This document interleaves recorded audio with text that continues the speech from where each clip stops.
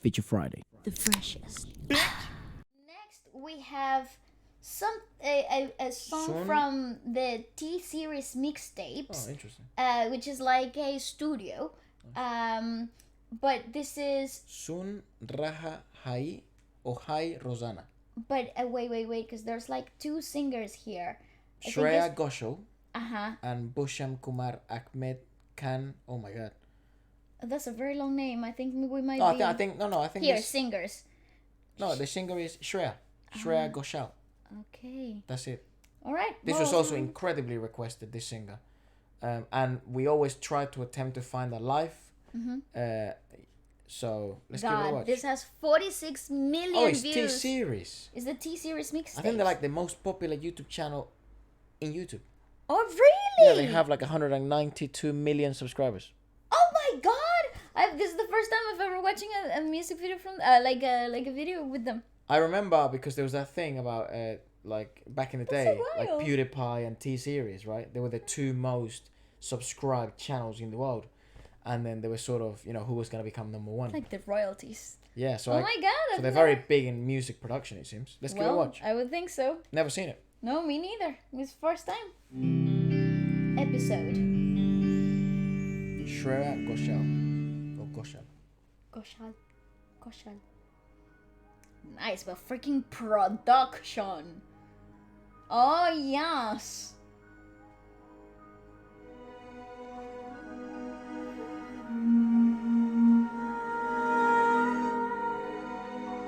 Shut the front Bro. door. Next level. Go on, please.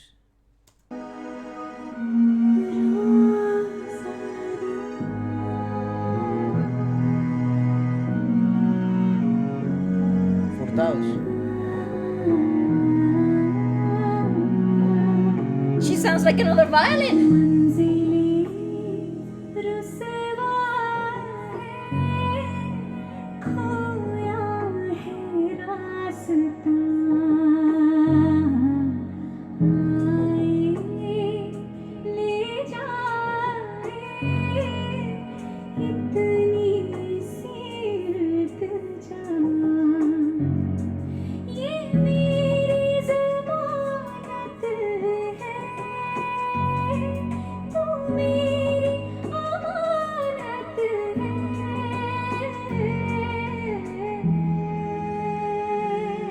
Dude, what is Right, Am I awake? Like what? This sounds like music from like, I don't know, fucking Lord of the Rings or something. This sounds like another instrument.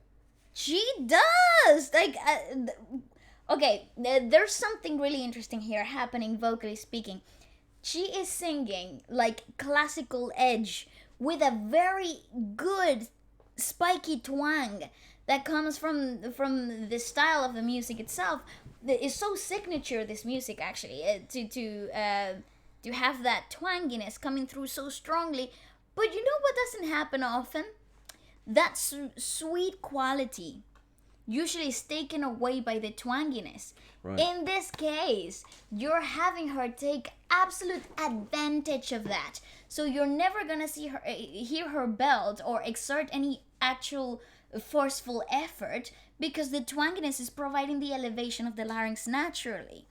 It's bringing up a lot of the higher range stuff that you wouldn't usually hear in music. So what's really cool though, I think the language, like I said it earlier in the previous video, the language is such a beautiful tool for creating melody.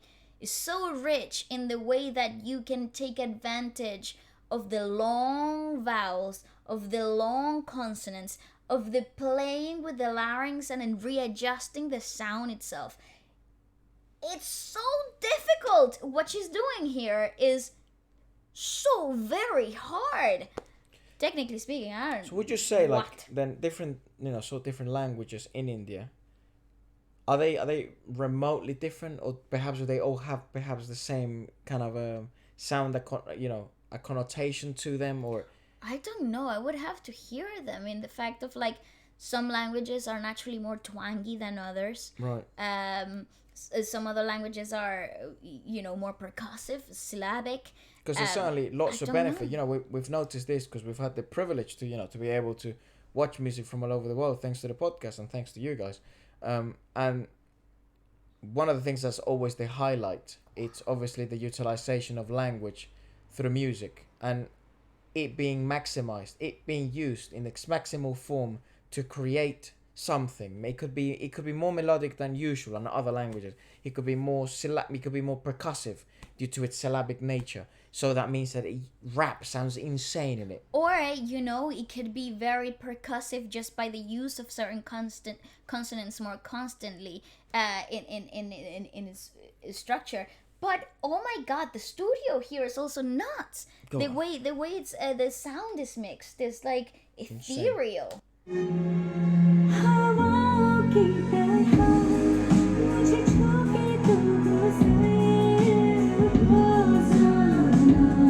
Didn't see that. What a dress!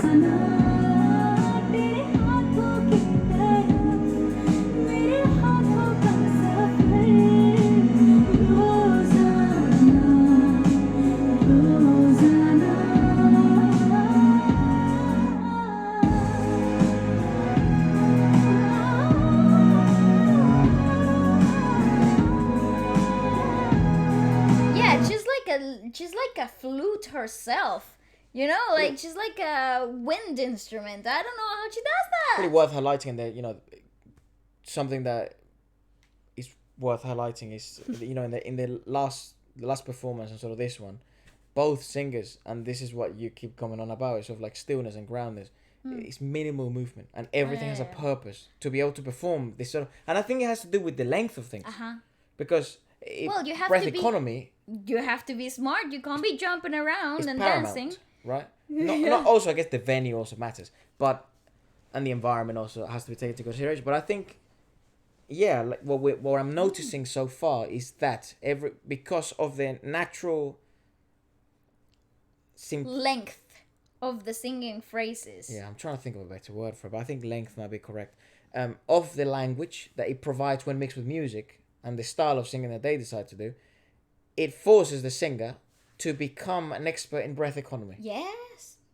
So perhaps they may be some of the best singers looking at for examples.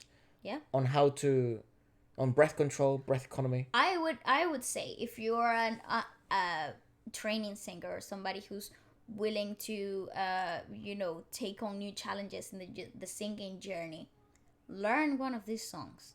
Just for the sake of not trying to emulate it, not trying to be them or fit into it, but I think for the sake of understanding length, the skill of breath itself, you will find out what you're capable of doing. Like, you will start discovering things that you've never been exposed to before. It's that's a really good challenge. Yeah, but at least it opens up it broadens up your perspectives. Like, a lot of people think singing only comes from when I go to get a session with my coach, or when I practice a certain song that's really high belt or whatever, and when I'm practicing for my expanding my range.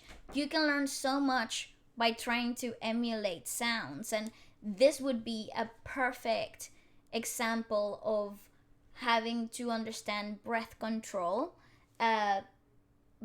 by the way that these pieces are written. You can do a lot self-taught, if you listen closely. That's another question. Are these singers sort of like self-taught? What's the singing academia like? Is it common for them to be sort of self-taught, or learn maybe in their places of worship, or maybe learn in school? Yeah, how to sing? What is it like in India? Does everybody sing? I don't know. Is like a part of the culture? No idea.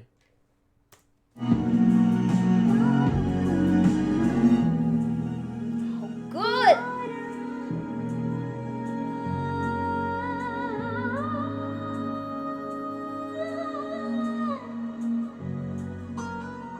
Oh.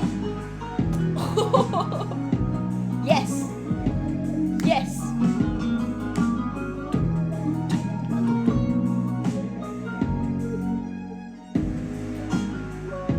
My God, what a space. She's so gracious. What the hell?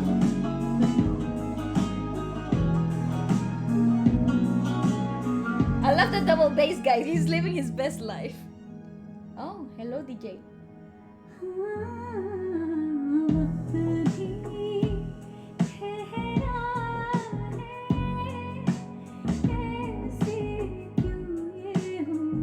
I love her hand mannerisms. They're so beautiful.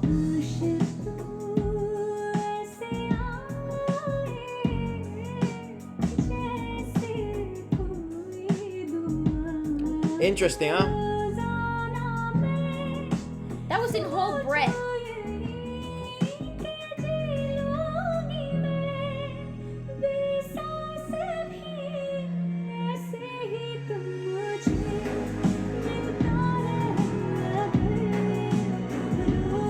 Good arrangement.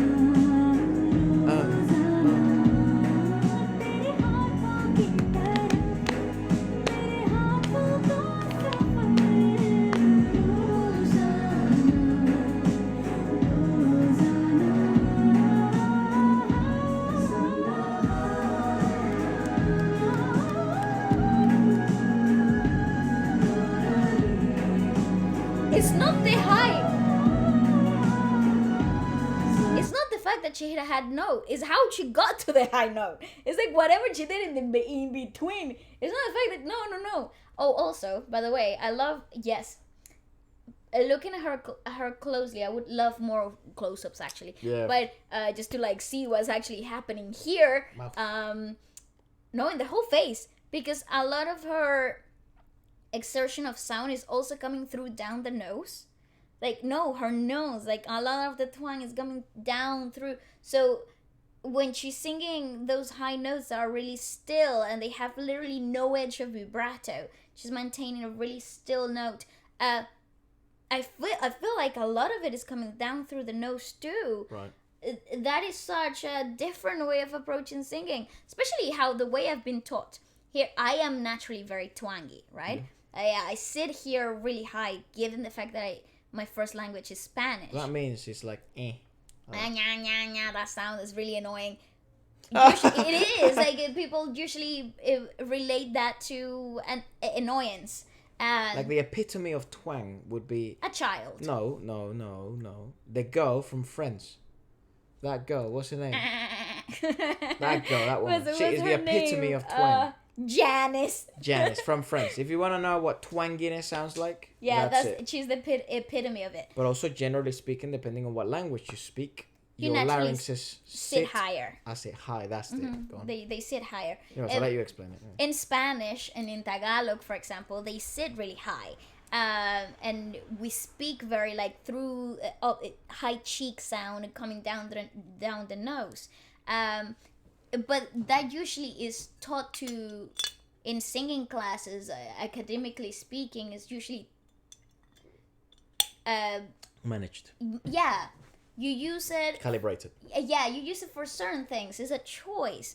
You usually wouldn't want to sing a neoclassic piece like this on a twangy setting. No. But she does such a beautiful job at that. She maintains the sweetness. So thin, right? Yeah, and actually makes it sound like a string instrument. That's because it's so thin. Uh-huh. You see, only but I guess violins would be a good example of a thin sound. But it's actually, if you're looking at the technicality of it, is on a thin fold setting. So the folds, usually when it's like a full fold, they're touched completely like that. But on a thin fold, only the edges of it are touching. Usually, you hear that usually in like falsettos, they're very thin. But in this case, you're getting like this neoclassic thing. And it still maintains length as well. It's very and odd. grounding. The grounding is not lost. It's really interesting. She's an enigma to me. Absolutely.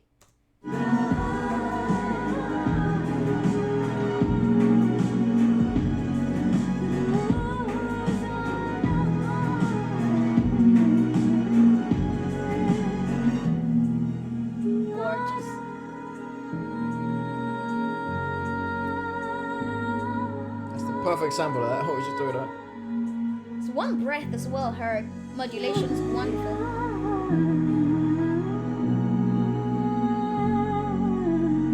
Oh my God, breathe.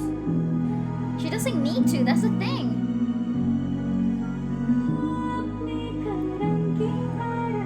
What Modulation queen.